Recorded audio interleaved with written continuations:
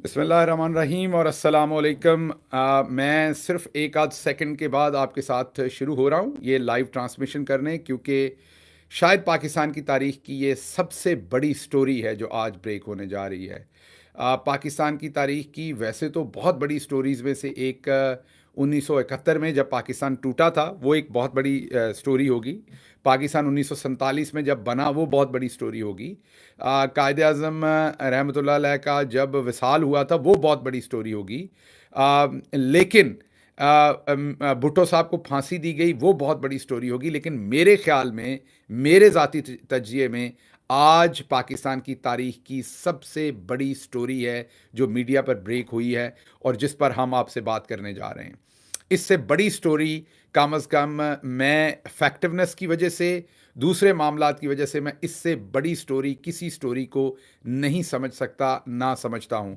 ये इतनी बड़ी स्टोरी है कि आप लोगों ने भी कभी ये ना कभी सोचा होगा इस स्टोरी के बारे में, ना कभी आपने ये ख्याल किया होगा कि एक दिन पाकिस्तान के अंदर ये होगा कि पाकिस्तान की आला तरीन अदालतों के जो जजेज़ हैं, जी हाँ, आला तरीन अदालतों के जो जजेस हैं, वो सरेआम बाहर निकलकर पाकिस्तान की इंटेलिजेंस एजेंसीज के बारे में खुलेआम बताएंगे कि पाकिस्तान की आईएसआई, पाकिस्तान की प्रीमियर जो फ़ख्र है पाकिस्तान के लिए, जब हम बात करते हैं जंगी मैदान में दुश्मन के साथ, लेकिन जजेस के साथ उसी एजेंसी को किस तरीके से इस्तेमाल किया जा रहा है, कौमी उस असासे को किस तरीके से इस्तेमाल किया जा रहा है, और जजेस ने सब कुछ खोल के रख दिया है। मेरा नहीं ख्याल कि इसके बाद कोई चीज़ जो है वो रह गई है अब बात करने वाली। बहरहाल आज की स्टोरी आपके सामने रखता हूँ, जो हुआ है वो आपके सामने रखने की पहले कोशिश करता हूँ। हुआ ये है कि आज इस्लामाबाद हाई कोर्ट के 6 ऑनरेबल जजेस का, जी हाँ, 6 ऑनरेबल जजेस का ख़त जो है वो मंजर आम पर आ गया है, जिसमें उन ऑनरेबल जजेस ने बेसिकली वो ख़त लिखा है supreme judicial council. Supreme judicial council जो होता है वो हाईएस्ट फोरम होता है जजेस के लिए, जिसमें जजेस की सज़ा और जजा का फैसला होता है। वो जो हाईएस्ट फोरम है, और ये तमाम जजेस हैं, 6 जजेस का मतलब तमाम जजेस हैं इस्लामाबाद हाई कोर्ट के, मासवाए आमिर फारूक साहब के, और शायद एक आध कोई और जज हों अगर मैं गलत नहीं हूं तो, लेकिन ये तमाम जजेस ने खत लिख दिया है ये सुप्रीम जुडिशल काउंसिल को। और इसमें मियां गुल हसन औरंगजेब के दस्तखत मुझे नज़र नहीं आ रहे, और आमिर फारूक साहब के दस्तखत नज़र नहीं आ रहे। इन 2 जजेस के अलावा बाकी इस्लामाबाद हाई कोर्ट के तमाम जजेस ने खत लिख दिया है सुप्रीम जुडिशल काउंसिल को, जो उनका हाईएस्ट फोरम है, जिसमें सुप्रीम कोर्ट के जजेस बैठते हैं, चीफ जस्टिस बैठते हैं, सेकंड सीनियर मोस्ट जज बैठता है। उनको उन्होंने नाम ले लेके ओहदों का, मीन शख्सियात के नाम तो नहीं लिए, लेकिन ओहदों के नाम ले लेके, सेक्टर कमांडर इस्लामाबाद जो ब्रिगेडियर फ़हीम थे, फिर सेक्टर कमांडर बलूचिस्तान जो कोयटा, उनका नाम लेके, फिर जो आईएसआई के डीजी इंटरनल, नाम ले लेके ओहदों के उन्होंने बता दिया कि किस किस ने क्या क्या कुछ जजेस के साथ किया। और ये सब कुछ जो आपके सामने नंगा नाच चल रहा था, कानून का, इंसाफ का, जिस तरीके से इमरान खान को टारगेट किया जा रहा था, ये सब कुछ आज इसके ऊपर से बरहना हो गया, ये सब कुछ कपड़े उतर गए। मैं दोबारा आपको कह रहा हूं कि ये जो दस्तखत है, ये जो 6 दस्तखत आपके सामने नजर आ रहे हैं, ये मेरे ख्याल में पाकिस्तान की तारीख की सबसे बड़ी खबर है। ये 6 दस्तखत, ये जिन लोगों ने ये 6 दस्तखत किए हैं, मेरा ख्याल इससे बड़ी बहादुरी का काम शायद ही पाकिस्तान में कभी हुआ हो। ये जजेस आपके हीरो हैं, इन्हें पूरी कौम को सल्यूट करना चाहिए। हम इन पे तनकीद भी करते हैं जब फैसले होते हैं, लेकिन पूरी कौम को इन जजेस को सल्यूट करना चाहिए, जिस तरीके से इन्होंने ये जो पूरे का पूरा फाशिज्म पाकिस्तान की military establishment, current military leadership के अंदर ये जो सब कुछ हो रहा था, और जो हमारी आईएसआई कर रही है, जो हमारी इस टाइम पूरे का पूरा हमारा स्टैब्लिशमेंट का इदारा जिस तरीके से जुडिशरी को इस्तेमाल कर रहा था, इमरान खान पाकिस्तान तहरीक इंसाफ के खिलाफ फैसले लेने के लिए, ओवरऑल मुल्क के अंदर मनूवरिंग करने के लिए, उसका आज कच्चा चट्टा खुल गया। पाकिस्तान की तारीख में इवन भुट्टो साहब को फांसी दी गई थी, और वहाँ पर भी आपको याद है कि जस्टिस अकरम, जस्टिस करम अलाई चौहान, और एक और जज साहब थे, मुझे उनका नाम जहन से निकल रहा है, नसीम हसन शाह। जी हाँ, जस्टिस नसीम हसन शाह, जस्टिस अकरम, जस्टिस करम अलाई चौहान, और उसके साथ साथ उस वक्त के चीफ जस्टिस अनवारुल हक और नीचे मौलवी मुश्ताक, लाहौर हाई कोर्ट में मौलवी मुश्ताक, लाहौर हाई कोर्ट के अंदर justice Qureshi, Lahore high court के अंदर एक और जज साहब थे, उनका मेरे जहन से नाम बोल, जकी, जस्टिस जकी, और लाहौर हाई कोर्ट के अंदर ही एक और जज खान साहब थे, मुझे उनका नाम पूरा याद नहीं आ रहा, अभी आ जाएगा मेरे जहन में उनका नाम क्या है। वो ये तमाम जजेस ने भी इसी तरीके कहने पर भुट्टो को फांसी दी थी, लेकिन वो भी इस तरीके से एक्सपोज नहीं हुए थे, वो भी इस तरीके से एक्सपोज नहीं हुए थे जिस तरीके से आज का चौधरी निज़ामुद्दीन एक्सपोज हुआ है, जिस तरीके से आज के जजेस ने ये सब कुछ एक्सपोज करके रख दिया। आपके सामने पूरी तफसील पहले रखता हूं, आपको दिखाता हूं कि हुआ क्या है आज, तसल्ली से आपने सुनना है, आपके सामने पूरी तफसील रखते हैं कि ये आज जो जो जो ख़त लिख दिया है जजेस ने, ये असल में लिखा क्या है, हुआ क्या है, और उसके बाद इसके ऊपर आपको तजिया देता हूं। ये मैं ज़रा अपनी टीम से रिक्वेस्ट करूंगा कि मेरे कान में बहुत शोर मचा रहे हैं ये, अगर आप शोर मचाना बंद कर दें और मैं ताकि फोकस होकर ये पढ़ सकूं। तो ये जो ख़त है ये 25 मार्च 2024 को लिखा गया है। ये ख़त अगर आप देखें तो, मैं क्योंकि लाइव हूं इसलिए आपको मैं इंसर्शन नहीं दिखा सकता, मैं अपने आईपैड पे आपको दिखा रहा हूं। ये 25 मार्च 2024, ये आप समझ लीजिए कि कल ही आप समझे कि ख़त ये लिखा गया है। और ये ख़त जस्टिस काजी फ़ाइज़ ईसा जो हेड करते हैं जुडिशल कमीशन को, उनके नाम, उसके बाद जस्टिस मंसूर अली शाह जो सेकंड जज हैं सीनियर मोस्ट, फिर जस्टिस मुनीब अख्तर तीसरे हैं, जस्टिस आमिर फारूक जो इस्लामाबाद हाई कोर्ट के जज हैं वो भी जुडिशल काउंसिल के अंदर हैं, और उसके बाद जस्टिस इब्राहिम खान वो पेशावर हाई कोर्ट के जज हैं, वो भी जुडिशल काउंसिल का हिस्सा हैं। इन लोगों के नाम ये ख़त जो है, इन 6 जजेस ने ये ख़त लिखा है। अब आपको बताते हैं कि इस ख़त में बड़ी बड़ी बातें क्या हैं। इस ख़त में जो बड़ी बड़ी बातें उन्होंने शुरू यहाँ से किया है कि जी जस्टिस शौकत सदीकी साहब के बारे में जो आपने चंद दिन पहले फैसला दिया है, जिसमें शौकत सदीकी के फैसले में आपने ये लिख दिया कि उस वक्त के डीजीसी जनरल फैज़ जो है उन्होंने उनको निकलवाया, वो मनूवर करवाना चाहते थे, जस्टिस शौकत सदीकी के फैसलों को बेंच फॉर्मेशन वो करवाते थे, इंटरफेयर करते थे। जस्टिस शौकत सदीकी ने इनकार किया, जिसकी वजह से उस वक्त के आर्मी चीफ जनरल बाजवा ने ख़त लिखा चीफ जस्टिस ऑफ पाकिस्तान को, और उस ख़त और रेफरेंस भिजवाया गया उनके ख़िलाफ़, और ये सब कुछ मिल मिला के जस्टिस शौकत सदीकी को फारिग कर दिया गया इस्लामाबाद हाई कोर्ट से। और इन जजेस ने ये ख़त लिखा है कि जो आपने फ़ैसला किया है वो बहुत अच्छा फ़ैसला है कि जस्टिस शौकत सदीकी को आपने कम अज़ कम विंडिकेट किया है इतने सालों के बाद ही, कि उनको गलत निकाला गया था और उन्हें बाइज़्ज़त तौर पर आपने रिटायर किया। लेकिन वही बात इन जजेस ने लिखी जिस दिन फैसला हुआ था, तो मैंने भी अपने वीलॉग में यही गुजारिश की थी कि जस्टिस काजी फ़ाइज़ ईसा साहब ने 2 नंबरी की है।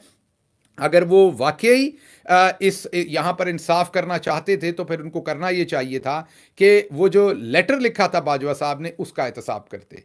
वो सवाल ये पूछते कि ये जो लेटर लिखा है बाजवा साहब ने ये क्यों लिखा था, इन्वेस्टिगेट करते। उनको बाइज़्ज़त रिटायर करने में तो मदद कर दी आपने कि बाइज़्ज़त रिटायर कर दिया, लेकिन असल इंसाफ तब होना था अगर आप बाजवा साहब का, जनरल फैज़ का, जो भी उस टाइम लोग इन्वॉल्व थे उनका एहतसाब करते कि वो जज के इंटरफेयर क्यों कर रहे थे। ये तकाजा सबसे पहला जो है इन 6 जजेस ने किया कि आपको इस सिमत भी सोचना चाहिए था, आपको फाइंड आउट करना चाहिए था। और उसमें उन्होंने बताया कि क्यों हम ये कह रहे हैं। वो उन्होंने कहा कि हम इसलिए कह रहे हैं कि 22/3/2024 जजमेंट जो ये इन्होंने दी है शौकत सदीकी साहब की, उसके बाद इन्होंने ये लिखा है।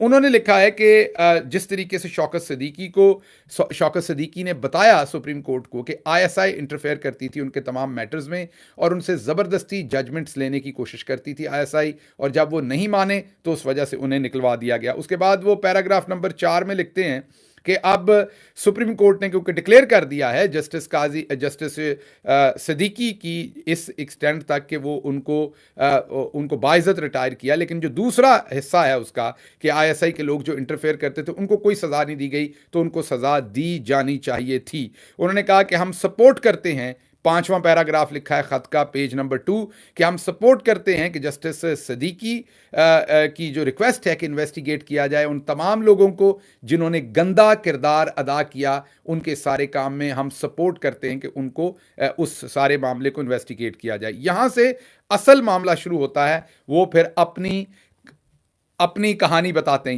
यहां से वो असल बात बताते हैं कि असल में अब क्या हो रहा है। शौकत सिद्दीकी साहब की वो तमहीद बताते हैं कि उनके केस में क्या हुआ, और यहां से वो असल बात बताते हैं कि अब क्या हो रहा है। आज उन्होंने शुरू किया है पैराग्राफ नंबर 6, यहां से उन्होंने ये खत शुरू किया है। जो असल कहानी जहां से आई है वो उन्होंने लिखा है कि ये मेरे ख्याल में ये टैरियन वाइट वाला केस था, याद कीजिए, जिसमें 2 जजेस ने इसको कहा था ये मेंटेनेबल नहीं है, और जस्टिस आमिर फारूक साहब ने 2 नंबरी की थी। 2 जजेस ने अनाउंस कर दिया था, उन्होंने फैसला दबा लिया था और फिर नया बेंच बना दिया था।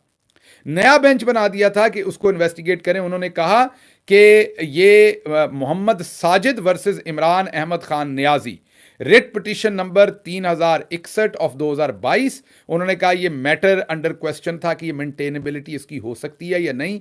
30 मार्च 2023 को इसके ऊपर हेयरिंग हुई और जो प्रिजाइडिंग जज था उसने अपना ओपिनियन दिया कि ये मेंटेनेबल है, जो कि आमिर फारूक साहब थे। और उन्होंने कहा कि जो दूसरे 2 जज थे उन्होंने ये ओपिनियन दिया कि ये मेंटेनेबल नहीं है। यहां आप लोगों के लिए, आम लोगों के लिए मैं बता दूं कि बेंच पर जितने जज बैठे होते हैं, कोई सीनियर हो या जूनियर हो, उनका वोट बराबर का होता है। ये नहीं होता कि चीफ जस्टिस के वोट में ज्यादा ताकत होती है दूसरे, हर जज का वोट बराबर का होता है। अगर 3 जज हैं, सीनियर 2 जज जो हैं वो एक फैसला देते हैं तो वो होगा। जूनियर तरीन 2 जज भी अगर एक फैसला देंगे तो सीनियर का नहीं माना जाएगा, 3-2 से वो फैसला हो जाएगा। तो अब ये जो 2 जजेस थे उन्होंने 30 मार्च 2023 को कहा कि इमरान खान के खिलाफ जो टैरियन वाइट वाला गलीज केस पाकिस्तान की ISI, पाकिस्तान की स्टैब्लिशमेंट बनवाना चाह रही थी, वो नहीं बनता। और इसके ऊपर उन्होंने कहा कि 19/4 को ये सर्कुलेट उन्होंने कर दिया। दोनों जजेस ने अपना ओपिनियन सर्कुलेट कर दिया कि ये नहीं हो सकता। उन्होंने कहा कि ये जो दोनों जजेस थे, इन्होंने जब इसकी मेंटेनेबिलिटी के ऊपर ये कर दिया तो ISI ने through friends and relative of these जजेस, उनके दोस्तों और रिश्तेदारों के थ्रू ISI ने इनके ऊपर प्रेशर डालना शुरू कर दिया कि इमरान खान के खिलाफ आप लोग ये मेंटेनेबिलिटी का काम करें। और यहां इंपॉर्टेंट है कि ISI क्योंकि इस्लामाबाद में डाल रही थी, इस्लामाबाद में ब्रिगेडियर फहीम जो थे वो सेक्टर कमांडर थे, जाहिर है वो डायरेक्टली इन्वॉल्व होंगे इस सारी चीज के अंदर। आगे जाके वो नाम भी लिखते हैं सबके, लेकिन यहां पर वो ये कह रहे हैं कि फीयरिंग द सिक्योरिटी, एक जज ने, उन 2 में से एक जज ने, क्योंकि उन पर प्रेशर बहुत डाला जा रहा था, अपने घर के लिए एक्स्ट्रा सिक्योरिटी ली। कोई उन्होंने गार्ड शार्ड बंदोबस्त किए होंगे बेचारों ने, जो भी किया।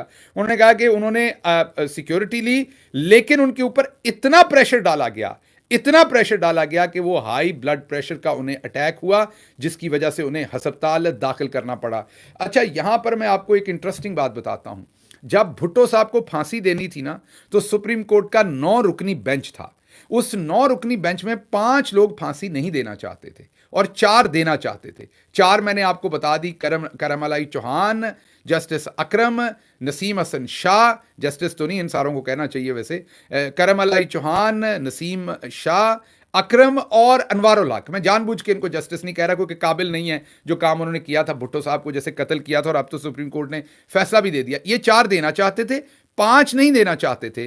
तो उस वक्त भी इसी तरीके से 2 जजेस को उस बेंच से हटाया था। उनमें एक जज जस्टिस वहीदुद्दीन थे, जिनको उस बेंच से हटाया गया था और उन पर इतना प्रेशर डाला था कि उन्हें ब्रेन हैमरेज हो गया था। अब आप लोग जानना चाहते होंगे कि वहीदुद्दीन कौन थे। जस्टिस वहीदुद्दीन अभी जो थोड़ी देर पहले तहरीक इंसाफ में भी होते थे, और उससे पहले वो भी आला अदलिया के जज थे, जस्टिस वजीउद्दीन। जस्टिस वजीउद्दीन के वालिद मोहतरम थे जस्टिस वहीदुद्दीन, और उनको ब्रेन हैमरेज हो गया था, इतना प्रेशर उन पर डाला था। और फिर वो जब सेहतयाब होकर आए और भुट्टो के केस में बैठना चाहते थे तो नहीं बैठने दिया गया था। और 9 मेंबर्स का जो बेंच था, जिसमें 5-4 से फैसला आना था, 5 ने भुट्टो को बरी करना था, 4 ने सजा देनी थी, उसको 7 मेंबर बना के 4-3 बना के भुट्टो को फांसी दी गई। यही सिचुएशन है यहां पर। वो कह रहे हैं कि इन जज साहब को हॉस्पिटल दाखिल होना पड़ा और उसके बाद चीफ जस्टिस के सामने ये मैटर लाया गया।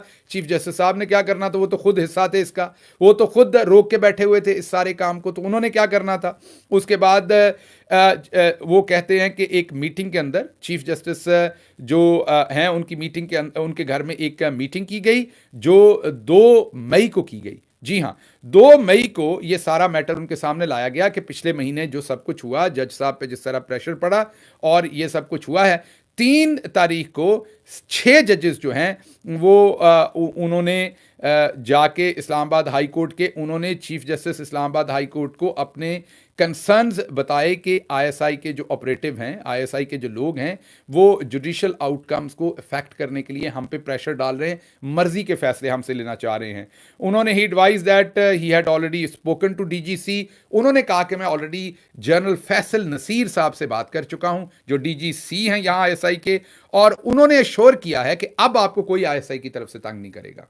ये जस्टिस आमिर फारूक बाकायदा बकौल इन 6 जजेस के जस्टिस आमिर फारूक ये कह रहे हैं अपने जजेस को कि मेरी जनरल फैसल नसीर से बात हो गई है, मेरी जनरल फैसल नसीर से, अब आपको आईएसआई की तरफ से कोई तंग नहीं करेगा, कोई ऑपरेटिव नहीं आएगा। लेकिन जजेस अब लिखते हैं इस खत में, 25 तारीख को जजेस दोबारा लिखते हैं, जो कल था, कि आमिर फारूक साहब के कहने के बावजूद ये प्रेशर नहीं रुका, आईएसआई जो है वो हम पर प्रेशर डालती रही। उसके बाद मई 2023, जी हाँ, मई 2023 में यही खत, इसका जो पैराग्राफ नंबर 6 और उसका पार्ट बी, वो कहता है कि मई 2023 में एक जज साहब की सर्विलेंस की गई पहले, और उन जज साहब के ब्रदर इन लॉ, अब यहां ब्रदर इन लॉ से मुझे ये नहीं पता कि उनके साले हैं या बहनोई हैं, पर ब्रदर इन लॉ को अगवा कर लिया गया, अबडक्ट किया गया। आर्म्ड मैन, असला बरदार लोगों ने जज साहब के ब्रदर इन लॉ को उन्होंने अगवा कर लिया। यहां बड़ी इंपॉर्टेंट बात है, वो जजेस कहते हैं कि सर्विलेंस बेटे की थी, बेटे की और दूसरे फैमिली मेंबर्स की थी, लेकिन आखिर पर फैसला किया उन्होंने कि बेटे को नहीं पकड़ते, कहीं जज साहब को अटैक हो के जज साहब मारी ना जाएं बेचारे, तो बेटे को नहीं पकड़ा, ब्रदर इन लॉ को पकड़ के ले गए। और जिन इंडिविजुअल्स ने ब्रदर इन लॉ को पकड़ा, 24 घंटे बाद उसे छोड़ा, और जब छोड़ा तो ब्रदर इन लॉ ने आके ये बताया, ये जजेस लिख रहे हैं, 6 जजेस इस्लामाबाद हाई कोर्ट के लिख रहे हैं, ये जजेस कह रहे हैं कि जब उसको छोड़ा तो उसने आकर बताया कि जिन्होंने मुझे अगवा किया था उन्होंने कहा था कि हम आईएसआई से हैं, और उनके जो नाजुक सेक्सुअल ऑर्गन्स थे उसके ऊपर करंट लगाया गया।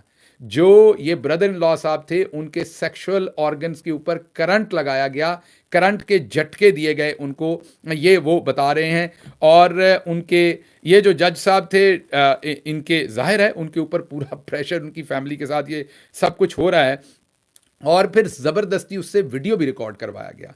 ये जो लोग बता रहे थे जिन्होंने अगवा किया और उन्होंने कहा कि हम आईएसआई के लोग हैं, उन्होंने ज़बरदस्ती वीडियो भी रिकॉर्ड करवाई।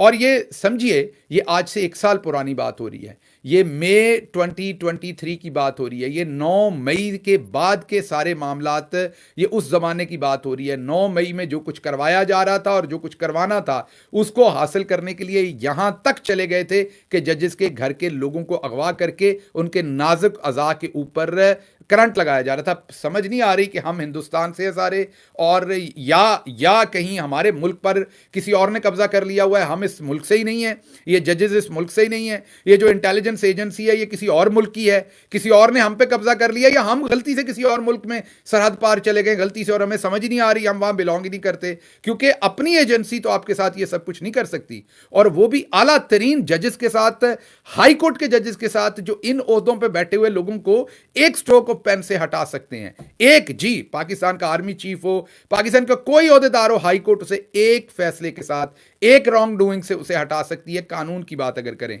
अगर टेस्टिकल्स के ऊपर, माजरत के साथ ये लफ्ज़ अगर माएँ बहनें बेटियां देख रही हैं, लेकिन अगर करंट लगाने की बात है तो फिर तो जज साहब कुछ भी नहीं कर सकते, फिर तो तार आपके हाथ में, छितर आपके हाथ में है, जिन्हें मर्जी मारो तो जिथे मर्जी करंट मारो, तो जो मर्जी बातें करवाओ आप उस बंदे से, फिर तो सारी ताकत आपके पास है। फिर तो आप कहेंगे तोबा नऊज़ बिल्लाह कि कहो मैं अल्लाह मियाँ हूं, तो वो डरता हुआ जान से, शायद कोई बंदा ये भी कह दे बेचारा डरता हुआ कि हाँ जी आप ही खुदा हैं, फिर तो आप जो दावा उससे करवाएं तोबा नऊज़ बिल्लाह वो कर देगा, वो शख्स कर देगा जिसके ऊपर आप ये जुल्म करेंगे। तो बहरहाल ये काम जज साहब ने बताया जी, ये 6 जज साहब बता रहे हैं।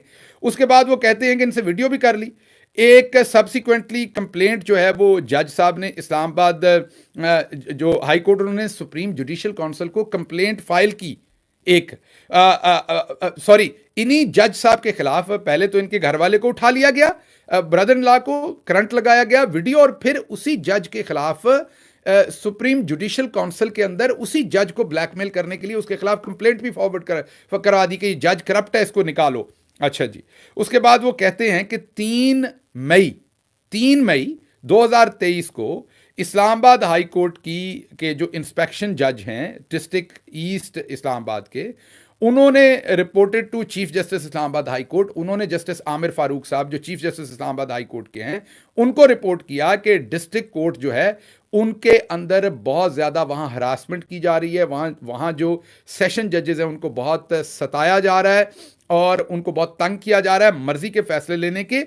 और यहां तक उन्होंने कहा कि मामला यहां तक पहुंच गया है कि जो जो ये आपने इंटरेस्टिंग बात है, आपने जरा ये बड़ी इंटरेस्टिंग बात, क्योंकि मुझे सबसे पहले ये बात पता चली थी, बाद में किसी दिन बताऊंगा मेरा अपना एक्सपीरियंस क्या था। लेकिन वो ये कहते हैं कि आईएसआई के जो इंस्पेक्टर मीन बहुत ही लोअर ओहदे पे होता है वो बंदा, वो ग्रेड 14-15 का बंदा होगा आम, जैसे आपके थाने का सब इंस्पेक्टर होता है, वो बेचारा हाई कोर्ट के जज के सामने सांस नहीं लेता जो आपका पुलिस का सब इंस्पेक्टर होता है। तो जो आईएसआई के इंस्पेक्टर हैं वो एडिशनल सेशन जजेस को बुलाते हैं अपने दफ्तर में।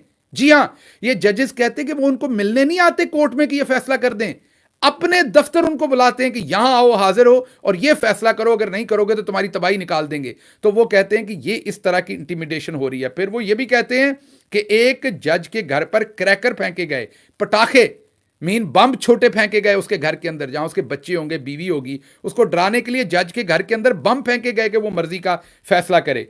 सो उन्होंने ये सारा कुछ जो है वो उन्होंने कहा कि ये जब डिस्कशन हुई ना तो ये सारे का सारा मामला, तो उन्होंने फौरी तौर पर चीफ जस्टिस ऑफ इस्लामाबाद को बताया और फिर उस जज को बुलाया गया वहां तमाम जजेस के सामने, शायद टी रूम में बैठे हुए थे सारे जजेस, तो उन तमाम जजेस के सामने उस जज को जिसके घर में ये क्रैकर फेंके गए, जिसको जदोकोब किया गया, उसको बुलाया गया और उसको ये कहा गया कि हाँ भाई आपके साथ ये हुआ है, आपको इंटिमिडेट किसी ने किया है। उसने कहा जी बिल्कुल मुझे इंटिमिडेट किया है।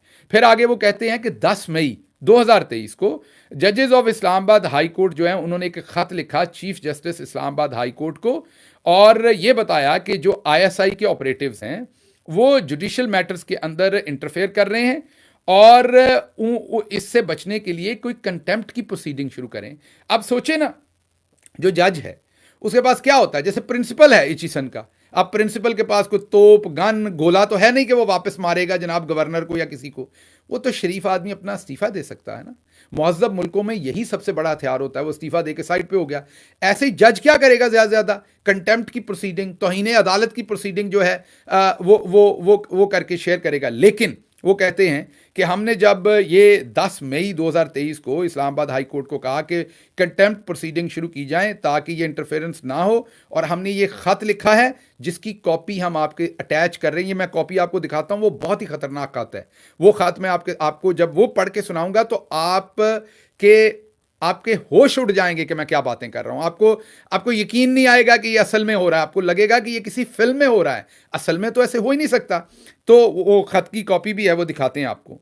अब जी पैराग्राफ ई है, पैराग्राफ 6 का पार्ट ई है, वो कहता है कि द जजेस ऑफ इस्लामाबाद हाई कोर्ट जो हैं उन्होंने कहा कि ये जो मैटर है ये सुप्रीम कोर्ट की अब हमें लेके आना चाहिए, क्योंकि इस्लामाबाद हाई कोर्ट के चीफ जस्टिस तो सुन नहीं रहे या उनसे तो मैटर हल नहीं हो रहा। तो वो कहते हैं कि अब ये मैटर जो है ना ये हमें सुप्रीम कोर्ट लेके जाना चाहिए। वो एक अपॉइंटमेंट लेते हैं उस टाइम के चीफ जस्टिस ऑफ पाकिस्तान के साथ 19 मई 2023 को वो एक अपॉइंटमेंट सीख करते हैं जस्टिस बंदयाल साहब के साथ, और वो जस्टिस बंदयाल साहब को 19 मई 2023 को, इमरान खान को 9 मई को उठाया गया था। आप समझ सकते हैं ना ये सब कुछ क्या हो रहा है। तो ये 19 मई को वो सुप्रीम कोर्ट के चीफ जस्टिस को जाकर मिलते हैं। उस दिन आमिर फारूक उनके साथ नहीं जाते क्योंकि वो लाहौर में होते हैं। बहरहाल ये जजेस जाकर मिलते हैं और उस मीटिंग के अंदर जस्टिस इजाजुल एहसन भी मौजूद होते हैं। ठीक है, ये जो बंदयाल साहब के साथ मीटिंग होती है उसमें इजाजुल एहसन साहब भी मौजूद होते हैं। उसके बाद जो अगला काम होता है, उसके बाद इजाजुल एहसन साहब जो हैं वो भी इस मीटिंग में होते हैं। मैटर जो है वो इन जजेस के सामने, ये जो इस्लामाबाद हाई कोर्ट के 5 या 6 जजेस होते हैं वो बताते हैं कि जी हमारे साथ ये हो रहा है। उनको पूरी, वो कहते हैं अच्छा हम बात करते हैं, हम इस सारे मसले को उठाते हैं आईएसआई वालों के साथ और कोशिश करते हैं कि ये काम आपके साथ ना हो। उसके बाद वो कि सोचते हैं कि क्योंकि कल को चीफ जस्टिस काजी साहब ने आना और काजी साहब की और बंदयाल साहब की एक दूसरे के साथ लगती नहीं है, तो ये जजेस एक अच्छा काम करते हैं, डिसेंट काम करते हैं कि ये जाकर काजी फाइज ईसा साहब के साथ भी बात करते हैं, उनको भी ये सारा मैटर बताते हैं। और काजी साहब आज के दिन तक देखें कितने कुन्ने हैं, जो बड़े वो बनते हैं कि मैंने तो पता नहीं क्या कर देना था, इनको सब कुछ पता था, इनको सब कुछ पता था क्या हो रहा है, और ये खामोश रहे। अच्छा जी, आगे वो कहते हैं कि समर 2023, यही जाहिर है कि ये मई के बाद जून जुलाई अगस्त यही समर के महीने होते हैं, तो उसके बाद अगला वो इशू बताते हैं कि समर 2023 में इस्लामाबाद हाई कोर्ट का एक जज जो थे वो सरकारी रहायशगाह में मूव हो गए, प्राइवेट पहले रहते होंगे, सरकारी घर में मूव हो गए। ये बड़ी इंपॉर्टेंट बात है। कहते हैं वहां बल्ब बदलना था, तो ड्राइंग रूम के अंदर जब बल्ब बदलने लगे तो वहां देखा कि उसके अंदर एक कैमरा सेट किया हुआ है, उस कैमरे के पीछे एक सिम भी साथ लगी हुई है। ये अगर आप अभी अमेजोन पे या गूगल करेंगे ना, तो आपको वो पता चल जाएगा कि ऐसे कैमरे जिनमें सिम डाल दो तो लाइव ट्रांसमिट करते हैं वो। अब क्योंकि उन्होंने जो अल्लाह आपका भला करे, जो उन्होंने लेनी थी बिजली है, वो तो क्योंकि बल्ब के होल्डर के अंदर कैमरा लगा हुआ है। अभी आपको बताया ना कि वो बल्ब चेंज करने के लिए उन्होंने कोशिश की तो वहां पर उनको कैमरा नजर आया, तो बल्ब के होल्डर के अंदर कैमरा लगा हुआ है, तो बिजली तो उसको वहीं से मिल रही है, इलेक्ट्रिसिटी तो मिल रही है, सिम उसके अंदर डाली हुई है जिसमें से उसे इंटरनेट मिल रहा है। तो जो भी उस ड्राइंग रूम के अंदर बैठ के बातचीत होगी वो डायरेक्टली जो है वो पहुंच जाएगी जहां पहुंचनी चाहिए, तो वो उनको मिली। लेकिन चले यहां तक फिर भी शायद कोई कबूल कर जाता। फिर वो कहते हैं कि इससे आगे ये हुआ कि जब इस चीज को देखा गया और पूरे घर की तलाशी ली गई, तो जो मास्टर बेडरूम था जहां पर जज साहब और उनकी अहलिया सोते थे, उस कमरे के अंदर एक कैमरा लगाया हुआ था और उसके साथ एक यूएसबी लगी हुई थी। और जब उन्होंने उस यूएसबी को देखा, मीन वो कैमरे के साथ यूएसबी लगी हुई थी, बिल्कुल उसी तरह जैसे खान साहब के घर से निकली थी। याद करें आप, वो जो खान साहब का स्वीपर था, जिस तरह की यूएसबी उसको दी गई थी जिसमें सब कुछ रिकॉर्ड होना था, वो जो हमने पकड़ ली थी और मैंने मीडिया के सामने रखी थी, याद कीजिए वो सब कुछ उसी तरह से उन्होंने कहा कि उसमें यूएसबी थी। और जब उस यूएसबी को देखा गया तो उसमें, ये मुझे शर्म भी आ रही है आपको रिपोर्ट करते हुए, क्योंकि वो हमारी माँ की तरह की होंगी, बहन की तरह की होंगी, भाभी की तरह की होंगी। तो जो जज साहब के प्राइवेट जो उनकी एक रिलेशनशिप होता है अपनी बीवी के साथ, वो सब उसके अंदर रिकॉर्डेड था। और फिर उन जज साहब ने ला के वो सब कुछ दिखाया चीफ जस्टिस को। उन्होंने फिर, उनको इतना बुरा लगा, इतनी हद तक महसूस हुई जो कि होनी चाहिए थी किसी भी गैरतमंद बंदे को। उन्होंने कहा कि हो सकता है चीफ जस्टिस सोचे कि मैं ऐसे ही कह रहा हूं। उन्होंने वो यूएसबी चला के दिखाई कि ये देखो इसके अंदर क्या कुछ रिकॉर्ड हुआ है। लेकिन chief justice Islamabad high court फिर भी खामोश रहे और उन्होंने इसके ऊपर कोई एक्शन नहीं लिया। उस यूएसबी के अंदर वो तमाम काबिल एतराज मटीरियल जो है वो रिकॉर्डेड था। अच्छा जी, ये matter chief justice Islamabad high court ने इसको भी दबा दिया, कुछ नहीं किया। फिर वो कहते हैं कि 5 जजेस जो इस्लामाबाद हाई कोर्ट के हैं, उन्होंने चीफ जस्टिस को एक खत लिखा 12/2/2024। ये अभी जो फरवरी गुजरा है, इसकी 12 तारीख 2024 को उन्होंने लिखा, जिसमें उन्होंने बड़ी डिटेल से बड़ी खूबसूरत चीजें उन्होंने लिखी इन जजेस ने। उन्होंने कहा कि जब अतर मिन्ला साहब थे तो उन्होंने आपको यह हक दिया हुआ था, जस्टिस अतर मिन्ला ने, जो कानून के मुताबिक है कि जो सीनियर मोस्ट जज होता है ना सुप्रीम कोर्ट, जो चीफ जस्टिस के बाद जो सीनियर मोस्ट जज होता है, प्यूनी जज जिसको कहते हैं, कि वो बेंच की फिक्सिंग करता है। तो आपको उन्होंने ये काम दिया हुआ था और अतर मिन्ला साहब के टेन्योर के दौरान आपने ये इंजॉय की, ये आपने ये ताकत इंजॉय की और आप मार्क करते रहे। लेकिन जिस दिन से आप सुप्रीम कोर्ट के, जिस दिन से आप इस्लामाबाद हाई कोर्ट के चीफ जस्टिस बने, आपने ये इख्तियार अपने पास रख लिया, आपने अपने प्यूनी जज को नहीं दिया। जो इख्तियार आपने खुद इंजॉय किया अतर मिन्ला साहब के वक्त में, आगे आपने वो नहीं दिया। बेंच भी आप खुद बनाते हैं।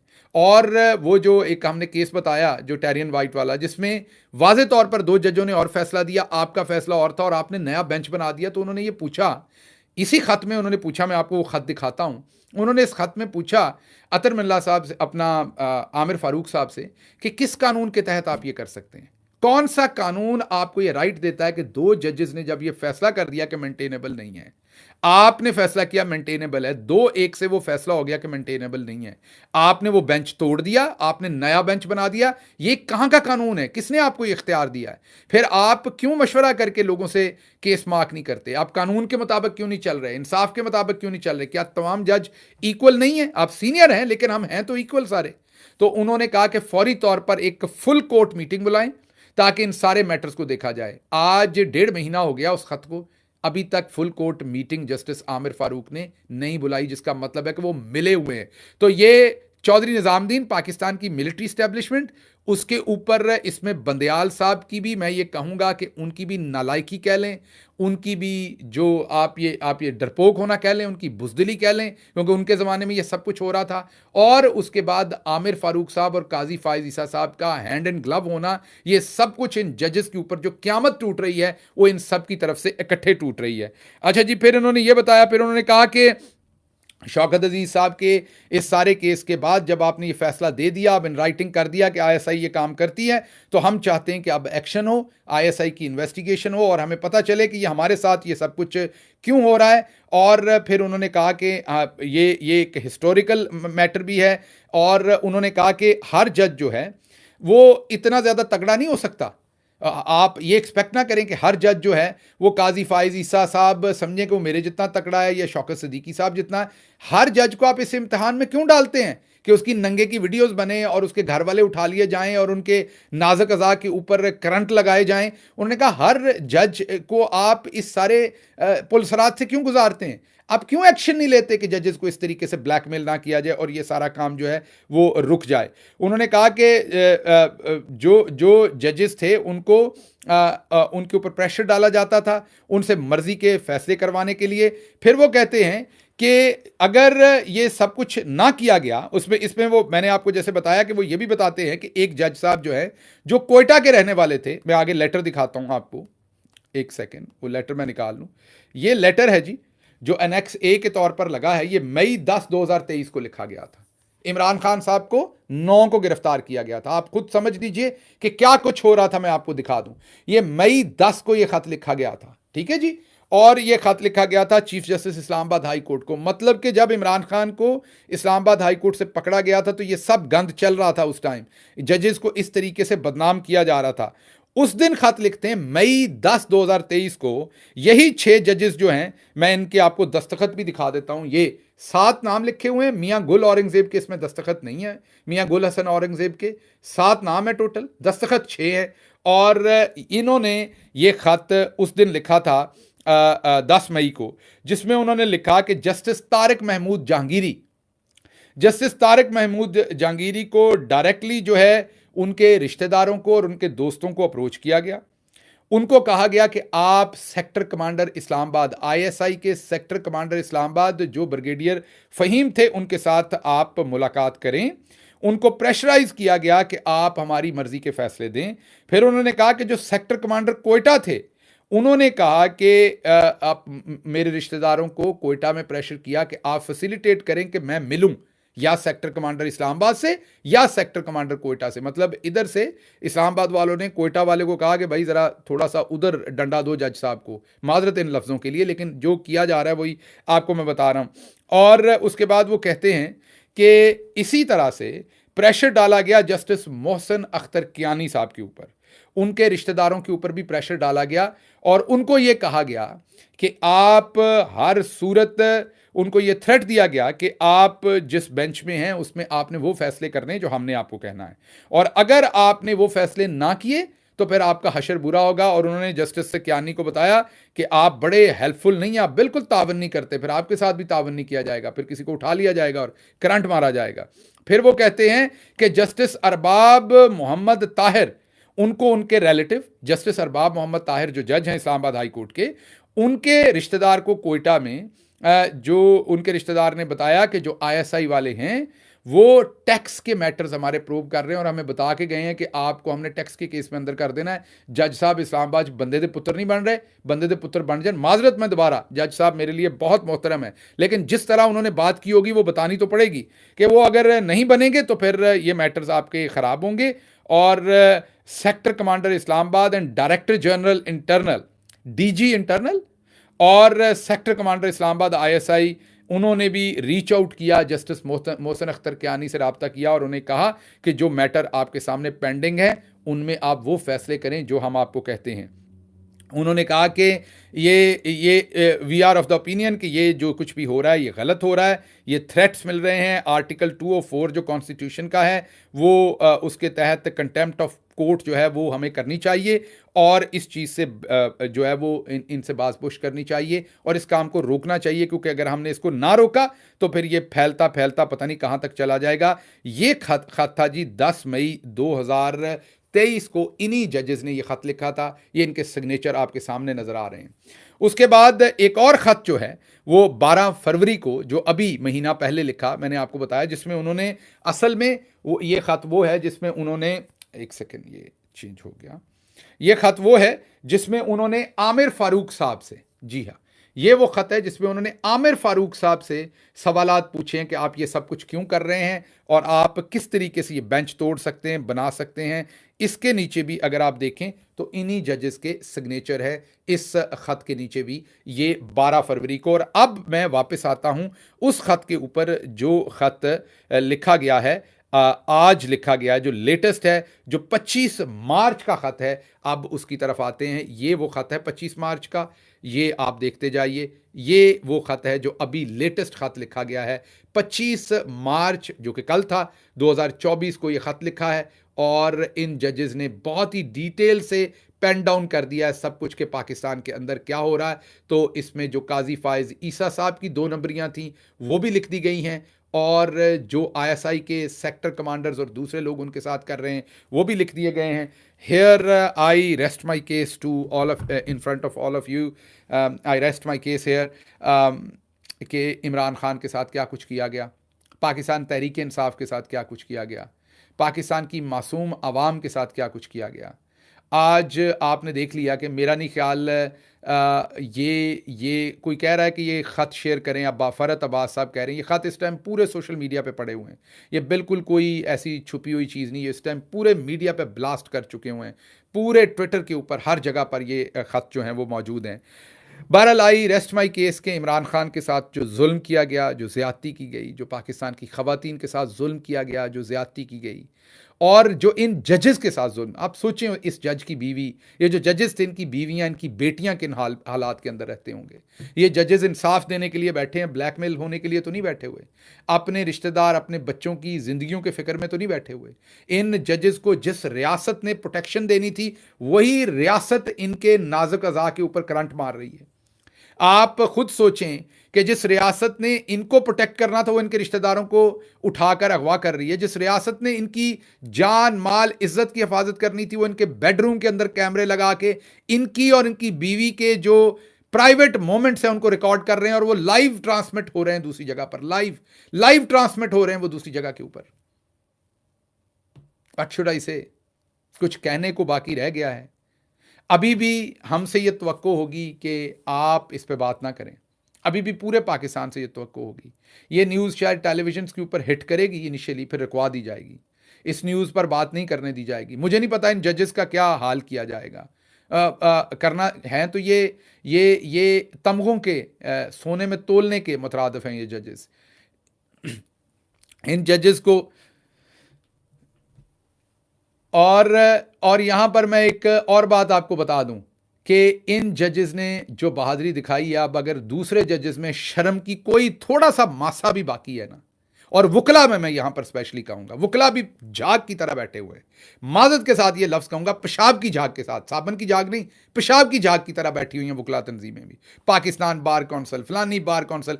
आप लोग भी हमें दिखाते थे, हम ये कर, आप भी तब भी करते थे जब पीछे आपको भी डंडा लगा होता था स्टैब्लिशमेंट का, 2008 की वो मूवमेंट हो आपकी या कोई भी हो, जब पीछे से जनरल कियानी चाहता था कि आप मुशर्रफ को हटाएं तो उसने पीछे से आपको सहारा दिया होता था, तो आप भी उठ के पढ़ते थे जनाबे वाला सबको।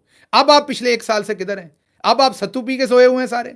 आपके अपने, ये आपके भाई हैं जजेस जो हैं, ये वुकला होते हैं पहले, उनके और उनकी बीवियों के प्राइवेट मोमेंट्स की जो है वो वीडियोस बन रही हैं, और आप सत्तू पी के सोए हुए हैं सारे। और आप सारी उम्र हमें ये भड़के मारते रहे, सहाफी भाई भी सारे और जजेस भी सारी उम्र ये भड़के मारते रहे, रूल ऑफ लॉ के लिए हमने ये किया। और भाई आप समझ आई है, ये सारी जितनी तंजीमें हैं, ये जितने लोग हैं माजरत के साथ, ये तब उठते हैं जब इनके पीछे एस्टेब्लिशमेंट का हाथ होता है। जब एस्टेब्लिशमेंट के अंदर 2 धड़े होते हैं ना, उस टाइम मुशर्रफ के ज़माने में मुशर्रफ साहब बैठे हुए थे, बराजमान थे, जनरल कियानी उनको हटाना चाहते थे, तो उन्होंने वुकला को भी थापी दी, उन्होंने सहाफ़ियों को भी थापी दी, और आपने देखा फिर दनादन फिर सब कुछ हुआ, और फिर वो जज भी बहाल हुए, वुकला की वो चली, हम क्या लाइव ट्रांसमिशन देखते रहे, उस सब के पीछे मनोरंजन था। वो जैसे क्रिकेट का मैच देखा करते थे ना आप, प्रॉक्टर एंड गैम्बल वालों के तावन से और फलाने के तावन से, वो पूरा मैच किसी और के तावन से देख रहे थे आप। क्योंकि अगर असल मामला हो तो आज है टेस्ट, आज है ना मामला, आज निकले ना कोई। पिछले 1 साल में क्यों सत्तू पी के सारे सोए हुए हैं? पिछले 1 साल में जो हुआ है वो तो पाकिस्तान में पहले नहीं हुआ, वो तो जस्टिस इफ्तिखार के जमाने में नहीं हुआ था। मुशर्रफ ने तो ये काम नहीं किए थे जो अब हुए हैं। लेकिन आप देखेंगे ना वकला निकल रहे हैं, ना दूसरे जजेस बोल रहे हैं, ना मीडिया बोल रहा है। तो ये इन जजेस को सलाम है। इनमें आप देखें हमारी कौम की एक बेटी भी है, बहन भी है। फ़ख्र है मुझे उस पर, जस्टिस समन रिफत पर, कि वो भी बोली हैं, एक औरत होकर वो खड़ी हुई हैं, एक औरत होकर वो नहीं डरी। तो अब जो दूसरे जजेस हैं उनसे मेरी गुजारिश है कि जा घर चले जाएं रिजाइन करके सारे। तो या ये मौका दिया आपको, अल्लाह की ज़ात ने आपको ये मौका दिया, बोलें। अब आप निकले और बताएं लोगों को कि आपसे कैसे फैसले लिए जाते हैं, आपको कैसे मजबूर किया जाता है। इन जजेस ने सुप्रीम कोर्ट के चीफ जस्टिस, जो कि जुडिशल कमीशन के भी हेड हैं, उनको ये कहा है कि आप एक कन्वेंशन बुलाएं जुडिशल।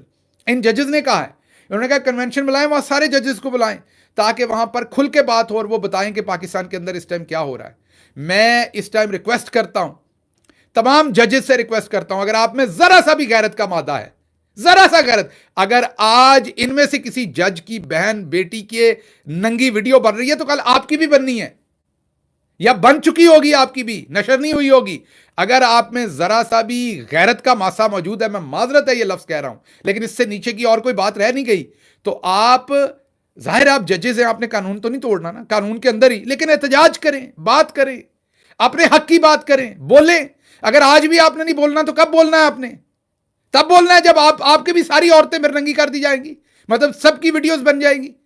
तो इसलिए मेहरबानी करके बोलिए आप। और एक और बात मैं यहां पे कह दूं, बड़ी बड़ी बड़ी बड़ी अहम बात मैं कहूंगा, इस सब के बावजूद कहूंगा, कभी कोई इदारा गलत नहीं होता, ये ज़हन में रखिएगा। इदारे गलत नहीं होते, शख्सियात गलत होती हैं। इस सब के बावजूद इदारे हमारी मलकियत हैं। पाकिस्तान का कोई भी इदारा है वो हमारी कोई इंटेलिजेंस एजेंसी है, या हमारा कोई भी इदारा है वो हमारी मलकियत, हमारी शान है। इदारे गलत नहीं है, उनके अंदर बैठे हुए लोग गलत होते हैं। मुझे जब पकड़ा गया था और तशद्दुद हो रहा था तो उसी पुलिस जिसको हम बुरा भला कहते हैं उसमें अच्छे लोग भी थे जो ईमानदारी से काम करना चाहते थे। इसी तरह हर इदारे में अच्छे और बुरे लोग हैं।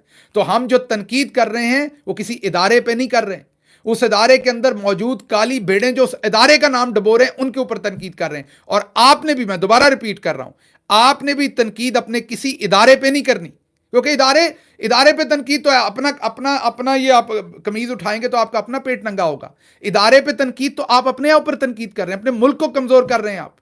हमें तगड़े स्ट्रांग इदारे चाहिए, लेकिन कानून और आइन के मुताबिक चलने वाले इदारे चाहिए हमें। तो इसलिए मेरी रिक्वेस्ट है, जितने भी हमारे इस टाइम जजेस हैं जितनी भी कोर्ट्स के अंदर, कि ये मौका है आपके लिए, उठ खड़े हों। अगर आप आज उठ खड़े ना हुए इस सब के बावजूद जो हुआ है, तो फिर आपके मुकद्दर में ये सब कुछ है। लेकिन आज चलने से पहले मैं आप लोगों के कमेंट्स भी देख रहा हूँ। इन्होंने कहा है कि जजेस को, नदीम कह रहे हैं कि हर सूरत इस्तीफ़ा दे देना चाहिए। मेरे ख्याल में जो सबसे पहले है वो जस्टिस आमिर फ़ारूक साहब को और जस्टिस काजी फ़ायज़ ईसा साहब को फौरी कल सुबह होने से पहले इस्तीफ़ा देना चाहिए। जिस तरीके से वो अपने ओहदे को, ओहदे की जो रिक्वायरमेंट्स थी उसको पूरा नहीं कर सके, जैसे उन्होंने जजेस का इस्तेसाल होने दिया, उनके ख़ानदानों का इस्तेसाल होने दिया, उनको फौरी तौर पर अपने ओहदों से रिज़ाइन करना चाहिए। ये तो पहली बात है। दूसरे जजेस को बोलना चाहिए, Lahore high court, Peshawar high court, Peshawar Balochistan, उन जजेस से, चलो अगर मैं पंजाबी हूँ, मेरे पंजाबी भाइयों का तो मुझे पता ही है जितना कि उन्होंने साथ साथ दिखाना है, वो तो सत्तू पी के लम्बे पे होने ने उन तक, और पे ही रहना उन्होंने लंबे। तो बलूचिस्तान वाले, सिंध वाले, KPK वाले, यार कोई तो इन 6 के साथ जाके खड़े हो।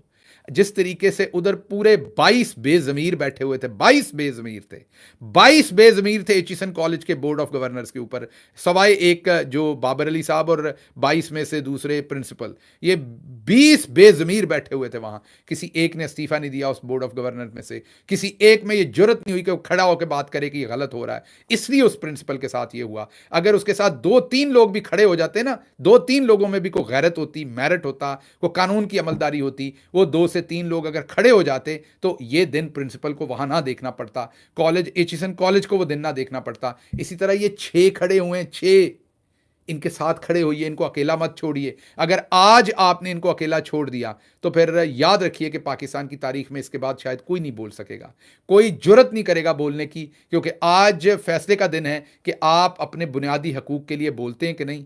आप जो फंडामेंटल राइट्स हैं, जो जुडिशरी के, आम शहरियों के फंडामेंटल राइट्स हैं, उस पर आप बोलते हैं कि नहीं बोलते। इसके साथ ही मैं आप लोगों से इजाज़त चाहूँगा। मेरी आपसे रिक्वेस्ट होगी कि आवाज़ उठाएं। बिल्कुल गाली गलोच नहीं आपने करनी, बिल्कुल आपने कानून के खिलाफ कोई बात नहीं करनी। कानून में रहते हुए आपने जो काली भेड़ें हैं उनके खिलाफ आपने आवाज़ उठानी है। बिल्कुल आपने किसी इदारे के ऊपर तनकीद नहीं करनी, इदारे अपने हैं। इमरान खान ने हमेशा कहा है अगर अगर इससे पहले जब इमरान खान दावत देता था सबको कि आओ सच पर सच की बात करो, अगर तब चंद लोग बोल पड़ते, या जो 9 मई को जिस तरीके से इमरान खान को यहाँ से गिरफ्तार किया गया, अगर उस दिन चंद लोग बोल पड़ते तो आज ये सब कुछ ना होता। आज माओ बहनों की वीडियोस ऐसे रिकॉर्ड ना होती, आज माओ बहनें बेटियां जेलों के अंदर ऐसे ना बैठी होती, आज जिल्ले शाह शायद ज़िंदा होता, आज बहुत कुछ शायद ठीक होता। इसलिए मेरी कमिश्नर कमिश्नर चट्ठा जब बोला था, अगर उसके साथ कोई और चंद ब्यूरोक्रेट ज़मीर वाले अगर होते, ये तमगे लेने की बजाय ये जो चवलों को तमगे दिए हैं चंद को, जिनका कोई नामो निशान नहीं, कोई लेना देना नहीं, कोई काम नहीं उनका बंदे के पुत्रों वाला, उसकी बजाय अगर वहाँ पर चंद ब्यूरोक्रेट सच के लिए, हक के लिए बोल पड़ते तो आज पाकिस्तान का वो हाल ना होता और कमिश्नर चट्ठा लापता ना होता। पता लगता कि उससे ये बयान किसने दिलवाया था, उसने क्यों दिया, इसके पीछे क्या महरक़ात हैं। तो मुझे इजाज़त दीजिए, लेकिन उससे पहले मैं सिर्फ आपको आखिर पर यही कहूँगा, ये बहुत बड़ा दिन है पाकिस्तान के लिए, बहुत बड़ा दिन। मैं नहीं समझता कि इससे बड़ी डेवलपमेंट पाकिस्तान के अंदर कोई और हुई है। मेरे ख्याल में इससे बड़ा ना दिन पहले कोई पाकिस्तान की तारीख में आया है।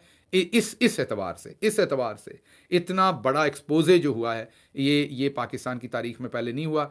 मैं आप सबसे रिक्वेस्ट करूंगा कि इस पर आवाज़ उठाएं। मैं आप सबको ये कहूँगा कि अल्लाह इन जजेस की हिफाजत करे, इनके ख़ानदानों को हमारा सलाम है, उनकी अल्लाह हिफाजत करे। और हम इनको यकीन दिलाते हैं कि हमारे अंदर जितनी भी पावर हुई हम इनके लिए आवाज़ उठाएंगे। मैं इनके लिए आवाज़ उठाऊंगा, आप उठाएंगे। आपने इस चीज़ को अब छोड़ना नहीं है, आपने जुड़े रहना इस चीज़ के साथ और इनके लिए आवाज़ उठानी है। मुझे इजाज़त दीजिए। अल्लाह।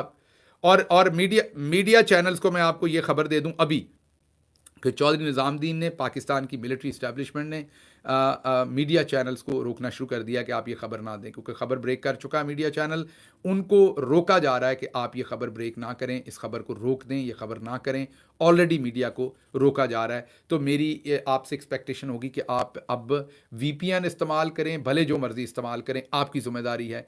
अब आप पे भी ये जहाद फ़र्ज़ है कि आपने आवाज़ उठानी है। हमने कानून के अंदर रहना है, लेकिन हमने आवाज़ उठानी है। आपने इन जजेस की आवाज़ बनना है, आपने इन जजेस का बाजू बनना है, आपने इनकी ताकत बनना है। ये खड़े हुए हैं, अब इनकी कमर आपने झुकने नहीं देनी। ये बड़े बड़े मुश्किल से खड़े हुए हैं, आपको अंदाज़ा नहीं कि इन्होंने कितना वज़न उठाया है। ये आप सोच भी नहीं सकते कि इन जजेस ने कितना बड़ा बड़ा पाकिस्तान के ऊपर एहसान किया है। ये खड़े हो गए अपने कद के साथ, अपने पाँव के ऊपर, टांगों के ऊपर पूरा वजन लेके ये जज खड़े हो गए हैं। लेकिन अब आप लोग क्या इनके साथ खड़े होते हैं? वकला से मुझे कोई तवक्को नहीं है जब तक आप शर्म नहीं दिलाएंगे, क्योंकि अगर उनके पल्ले कुछ होता माजरत के साथ, पूरी माजरत के साथ, मेरे पे वकला के बड़े एहसान है। मैं खुद केसेस में जा रहा था, उन्होंने बड़ी मेहरबानियां की हुई हैं, मैं बहुत एहसानमंद हूँ। लेकिन ये वो इनकी इज्जत बचाने नहीं आएंगे। ये आप सबको, पूरी आवाम को निकलना पड़ेगा, क्योंकि वो तब आएंगे जब उनको कोई पीछे से वो जैसे दीवे की बत्ती ऊपर करते हैं ना, जब उनकी कोई बत्ती ऊपर करेगा ना, तब वो वकला निकल निकल के तकरीरें करेंगे और फिर हमें बताएंगे। और दूसरा, बचपन से सुनते आते थे हम, नूरजहां के नगमे सुनते थे, समझ नहीं आती थी, छोटे थे, समझ नहीं आती थी, क्योंकि हम दुकान पे टाफ़ियाँ ख़रीदने जाते थे, हट्टी कहते थे गांव में उसको, हम मरूंडा ख़रीदते थे, टाफ़ी ख़रीदते थे, कोई और चीज़। तो नूरजहां का गाना सुनते थे, ए पुत्र हटाते नहीं विकदे। अब समझ नहीं आती थी कि वो क्या कहती है। तो अब इन 6 जजेस की जब तस्वीर देखता हूँ, और इनमें एक बेटी भी है पाकिस्तान की, समन रफ़त, जस्टिस समन रफ़त, तो अब समझ आती है कि ए ਧੀਆਂ ਤੇ ए पुत्र, ਉਹ ए ने असल ਦੇ ਵਿੱਚ ਨੂਰਜਹਾਂ ਇਹਨਾਂ ਦੇ ਬਾਰੇ ਗਾਉਂਦੀ ਸੀ। ये पुत्र हटाते नहीं विकते, ये जड़े खड़े हुए ने। बाकी वो भी हमारे बेटे हैं जो करंट मार रहे हैं नीचे लोगों के नाजुक अज़ाब पे हैं, तो वो भी हमारे बेटे, डिसोन तो नहीं कर सकते, हमारे ही बेटे हैं। वो पता नहीं किस हट पे बिके हुए हैं या क्या कर रहे हैं वो, मतलब मेरी समझ से बाहर है कि वेयर दे वाना लीड, वेयर दे वाना गो, व्हाट दे वाना अचीव। सो करंट मार के क्या निकाल लेना आपने लोगों में से। तो ये हैं वो पुत्र जो हट्टां पर नहीं विकते, और ये ने वो ਧੀਆਂ ਤੇ ये ने वो पुत्र ਜਿਹੜੇ हट्टां ते नहीं विकते। सो मुझे बड़ा फ़ख्र है इनके ऊपर, मेरे ख्याल में आप सबको भी इन पर बहुत फ़ख्र है। आप सबको आवाज़ उठानी पड़ेगी। अगर आप सब आवाज़ नहीं उठाएंगे तो फिर बहुत देर हो जाएगी। ये इमरान खान की बात नहीं है, आप पीटीआई की बात नहीं है, ये जहन में रखिए। इलेक्शन नहीं, धांधली नहीं, उससे बड़ी जंग हो गई है। ये उससे बहुत बड़ी जंग होगी। ये कैमरे आपके घरों में घुसने हैं, आपके बेडरूम में, आपके आपके बिस्तरों में, आपके आपके जो बाथरूम है उसमें, और किसी ने इंसाफ नहीं देना कल को आपको। अगर हाई कोर्ट के जज के घर में ये हो सकता है तो आप और मैं किस खेत की मूली है फिर आपको और मुझे किसने इंसाफ देना है। इसलिए अब आपके पास दो रास्ते हैं। एक बेशर्मी का रास्ता है, चुप रहें, जो अपनाया हुआ है। सारे जो लोग खड़े हो सकते थे, जिनके पास ओहदे थे, सारे बड़े बड़े जो खड़े हो सकते थे, उन्होंने नहीं खड़े होना चाहा। मैंने आपको बताया ना, ये तमाम बार काउंसिल्स और सारी, बिल्कुल चंद लोग हैं उनमें। रबिया बाजवा को हम बोलते हुए देखते रहे हैं, तगड़ा बोलती रही हैं, रिजवी साहबा बोलती रही हैं, और कोई इक्का दुक्का लोग मैं बोलते देखता रहा हूं। लेकिन ज्यादातर लोगों को मैंने सत्तू पी के सोए हुए ही देखा है, माजरत के साथ। उन्होंने सत्तू पी के सोई रहना है, क्योंकि उनमें से किसी ने जज बनना है आगे, किसी का केस है, किसी का भतीजा जज बनना है, किसी उनके वो छोटे छोटे पाइया गोश्त हैं जिसकी वजह से उन्होंने अपने अपने पाव गोश्त का सौदा किया हुआ है। उन्होंने चुप ही रहना है। किसी ने प्लॉट लेना है, जुडिशल की कोई कॉलोनी बननी है, किसी ने कुछ और करना है, किसी ने अपने चैम्बर के जज को, अपने चैम्बर के वकील को जज अपलिफ्ट कराना है। आपका और मेरा ऐसा कोई मफाद नहीं है। बोलें इससे पहले कि बहुत लेट हो जाए। मुझे अब इजाज़त दीजिए। ये सारा कुछ आपके सामने रखना था जो हुआ है। बहुत बड़ी खबर है, इसको फैलाइए, आवाज़ बनिए पाकिस्तान की। मुझे इजाज़त दीजिए। अल्लाह आपका हामी और नासिर हो। पाकिस्तान जिंदाबाद।